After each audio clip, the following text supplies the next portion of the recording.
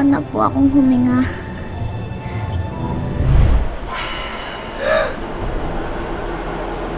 Buti na lang, panaginip lang. Ayoko pa mamatay. Ouch! Ang sakit pa din ng sugat ko nung nabangga ako sa kotse. Huwag niyo nga kausapin, nagtatampo ako sa inyo. Ha? Bakit naman po, Mami? May nagawa po ba kaming mali? Oo, meron. Ha? Ano po yun, Nanay? Nagtatampo ako kasi hindi niyo ako sinasali sa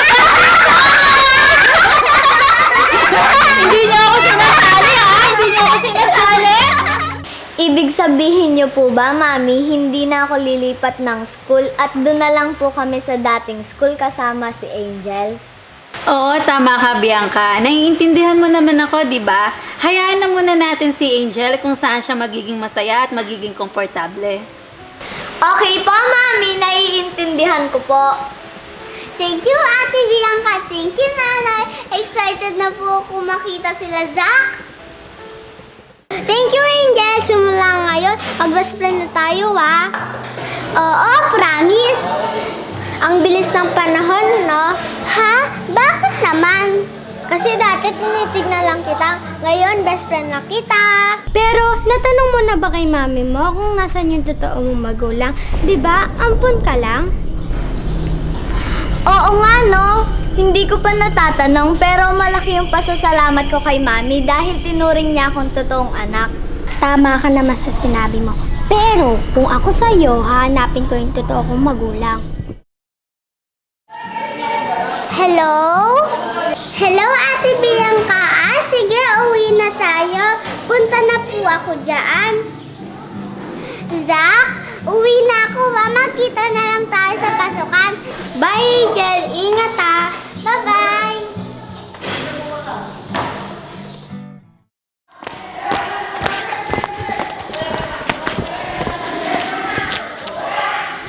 Angel, may tatanong sana ako kung okay lang. Oo naman, Ate Bianca. Anong itatanong mo? Halika, upo muna tayo habang naghihintay tayo ng service.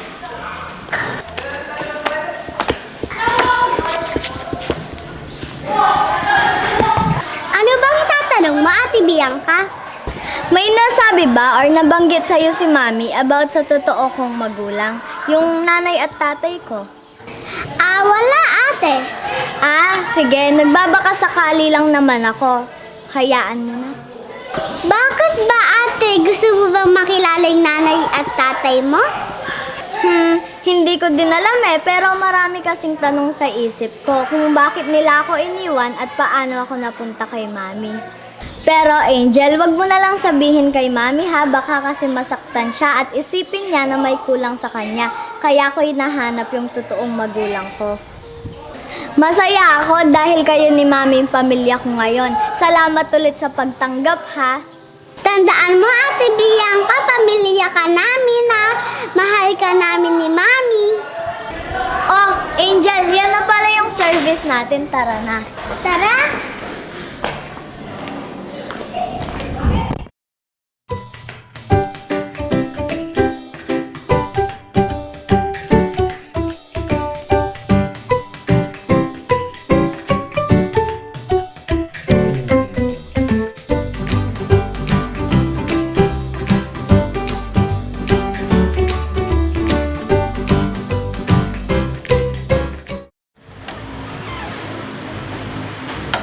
Angel, tumawag sa akin si Mama. Sabi niya daw pauwi na siya. Sana ma-surprise na si Nani si gagawin natin. Sigurado ako na maso-surprise siya. Ayun na si Mami.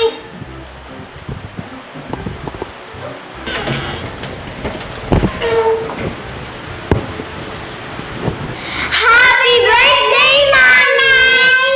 Happy birthday to you! Happy birthday to you! Happy birthday! Happy birthday! Happy birthday to you!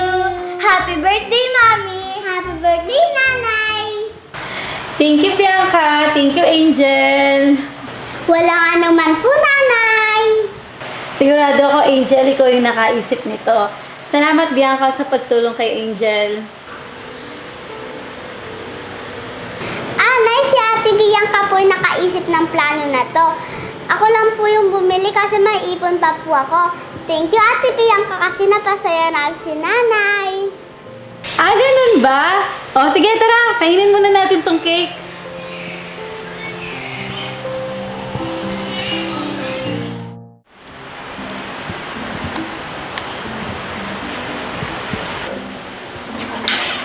Miss Jane! Happy birthday! Yana! Wow! Di mo sinabi ngayon ka uuwi. Namiss kita. Siyempre, gusto kitang i-surprise, Miss Jane! Alam mo ba, 4 months pa lang ako sa US, ang dami na sa aking opportunity doon. Umuwi lang ako ngayon kasi syempre, hindi ko makakalimutan yung birthday mo. Madami akong gift sa'yo, nandoon sa box. Yung favorite mo, Gucci, Chanel, and Prada. Wow, Yana! Umaasenso ka na talaga. Naku, proud na proud ako sa'yo kasi lahat ng pangarap mo natutupad mo na. Dahil yun sa tulong mo, Miss Jane, maraming salamat po sa lahat. Nasaan nga po pala si Bianca at si Angel? Meron din po akong regalo sa kanila. Ayun, nandun sila sa kwarto. Tulog na sila. Sinurprise nga nila ako kanina eh. Nakakatuwa naman, magkasundo na talaga sila, no? Nga pala, Miss Jane, maiba ako. Hindi ba na itatanong ni Bianca yung tungkol sa mga magulang niya? Ha? Hindi, no? Pero kung itatanong man niya, sasabihin ko naman yung totoo. Lalo na, marami naman akong hawak na ebidensya na wala naman akong kasalanan sa nangyari sa nanay niya.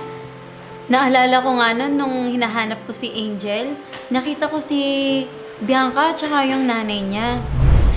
Hello? Ano nang balita? Nahanap niya na ba yung anak ko?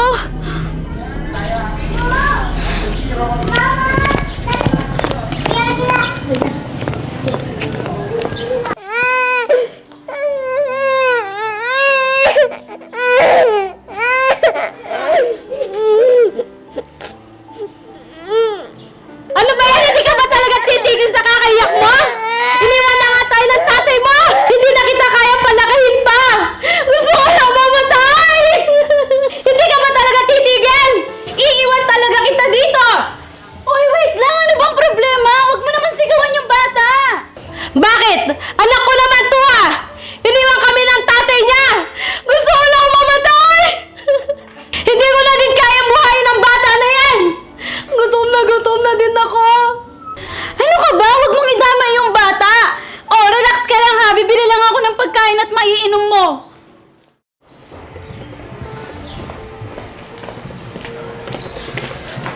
Oh, uminom ka muna. Salamat.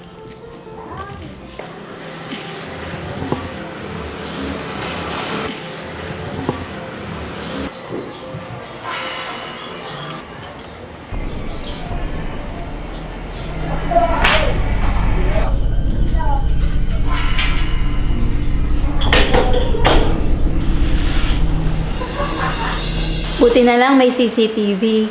Napatunayan na wala akong kasalanan sa nangyari.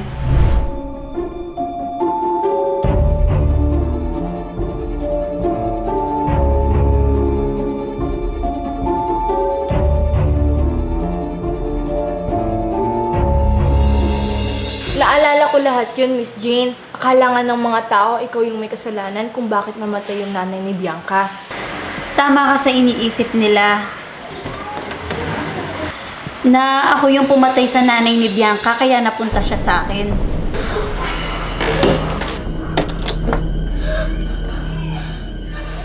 Totoo ba yung narinig ko? Si Mami? Si Mami ang pumatay sa totoo kong nanay?